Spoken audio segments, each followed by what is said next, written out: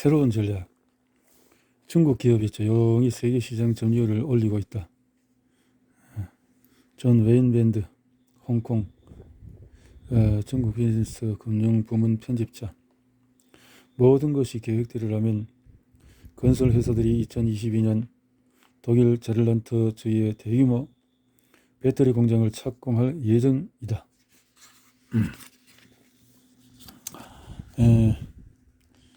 이 간 24 GWH 규모의 공장은 유럽 최대의 배터리 공장 중에서 하나일 뿐 아니라 중국 배터리 제조업체들의 교두보 역할을 하게 된다.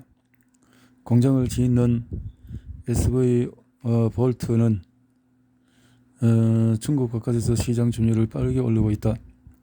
BYD, CATL 같은 다수의 중국 그룹도 마찬가지다. 중국은 업계의 글로벌 리더가 되려는 주요 계획을 정부 차원에서 세운다.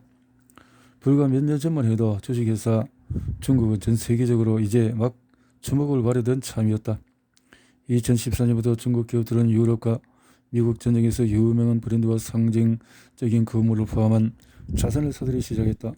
매입 활동은 2016년에 최고조에 달했으며 중국 기업들은 약 2천억 달러 규모의 해외 인수 합병을 체결했다. 열풍은 오래가지 않았다. 중국 축구팀과 같은 과시형 자산을 서두르느라 중국 자본 계정에는 막대한 돈레가 빠져나가자 중국 당국은 피곤해지기 시작했다. 투자를 받는 나라의 규제 기관들도 잠재적인 안보 위협에 민감해졌다. 2018년부터 중국은 미국의 관계가 틀어지면서 중국 기업들이 계속 흥청될 여지도 줄었다.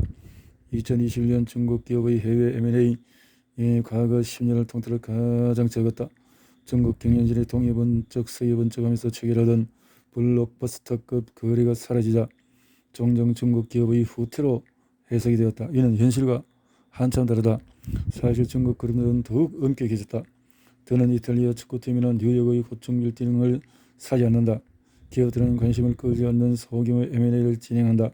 많은 기업이 매수가 아닌 해외 시장 신규 투자 확대에 초점을 맞췄다. 2020년 중국 기업의 해외 직접 투자 규모는 1330억 달러로 중국은 세계 최대의 투자국이 되었다.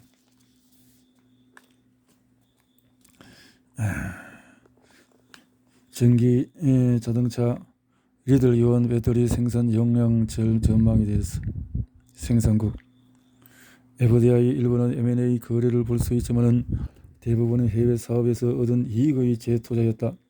이는 주식회사 중국이 투자한 국가에서 번성하고 유기적으로 성장한다는 신호다. 1980년대와 90년대에 외국 공장들이 중국의 우후죽순처럼 솟아났듯이 이제는 중국 선진 제조 시설이 선진국 시장에 등장한다. 독일 스볼트 배터리 공장이 대표적이다. 세계가 중국 투자에 더욱 적대적으로 바뀌자 많은 중국 투자 기업이 적응 방법의 하나로 비즈니스 모델도 바꾸고 있다. 이런 추세는 계속될 것이다. 2020년엔 두 가지 더 눈길을 끈다. 첫 번째로 중국이 첨단 기술 분야에서 세계 시장 점유율 확보를 짓게 할 것이다. 좋은 여러 배터리 생산을 들 수 있다. 2025년이면 중국 기업들이 세계 리튬 이온 배터리 시장을 지배할 것으로 보인다. 홍콩 상하이 은행의 보고서는 중국 기업들의 전기 자동차 리튬 이온 배터리 생산량은 2020년 약 300GWh에서 2025년에 1730GWh로 증가 리튬이 할 것으로 예상한다. 같은 기간에 나머지 세계의 생산량은 59GWh에서 1074GWh로 증가할 전망이다. 법률회사 허버트 스미스 브리힐스의 힐러리 라운은 중국 기업들의 해외 공장 건설을 통해서 세계 시장 점유율을 높이고 있다고 설명했다.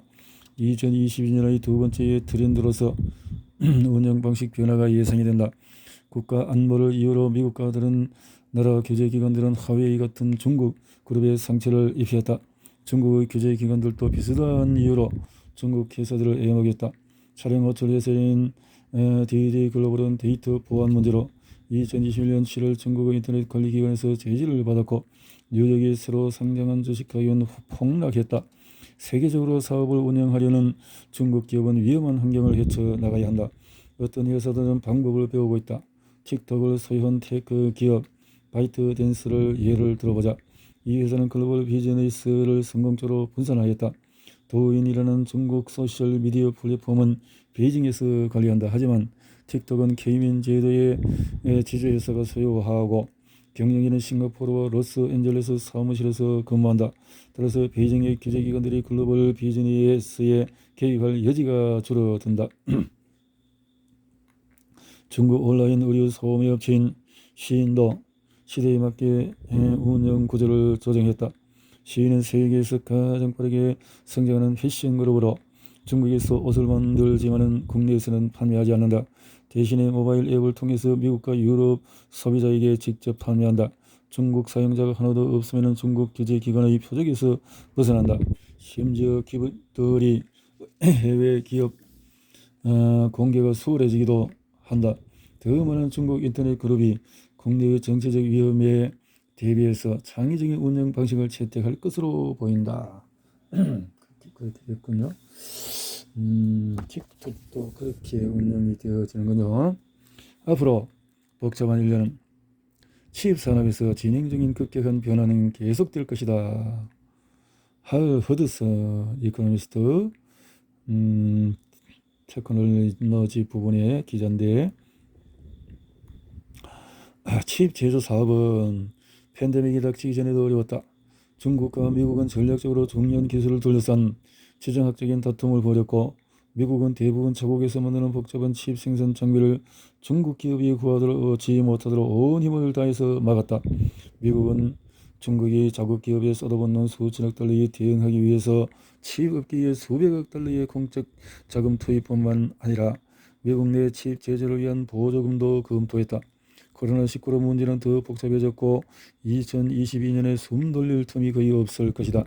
2021년 중간 팬데믹 때문에 칩 공급 위기가 일어났다.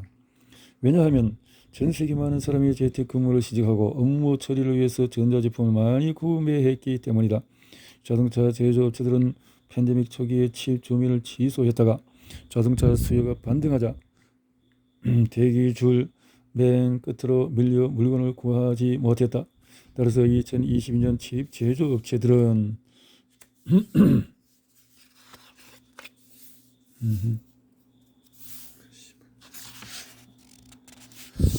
공급 확대를 위해서 초과 근무를 계속할 전망이다.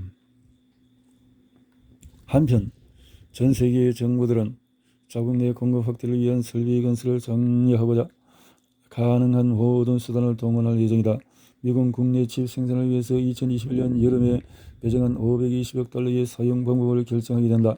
모든 것이 계획대로 진행되면 세계의 고성능 반도체 생산을 몇 발자국 앞서 이끄는 대만의 TSMC가 최초의 미국 공장을 절반쯤 지을 것이다. 유럽은 여전히 자체 부양책을 고려하거나 이미 지원금을 쓸 것으로 보인다. 하지만 업계는 정부가 납세자의 돈을 효율적으로 활동하기 힘들게 변하고 있다. 첨단 칩 제조 비용이 계속 상승하면서 제조업체는 새롭게 성능 개선 방안을 찾아야 한다. 고성능 제품을 확보하느라고 납세자의 돈을 많이 쓰는 정부들은 업계를 재정의하기 시작한 신기술을 놓쳐버릴지 모른다. 단순히 가장 소형화된 칩을 개별로 애칭하려는 노력보다 이미 만들어진 칩을 결합하고 연결하는 선진 공법 개발을 저희의 전설로 삼을 수가 있다. 패키징으로 알려진 이 기술은 오랫동안 업계에서 지루한 후반 공정으로 무시당했지만 2022년에는 중요성이 커질 것이다. TSMC 미국이 대형 칩 제조업체 인텔 같은 회사는 중국이나 다른 아시아의 이름 모를 회사에 맡기지 않고 자체 패키징 기술을 개발 중이다. 칩 설계 분야의 새로운 비즈니스 모델도 힘을 얻고 칩 디자인 설계도 누구나 사용할 수 있는 오픈소스 라이선스 방식으로 공개된다.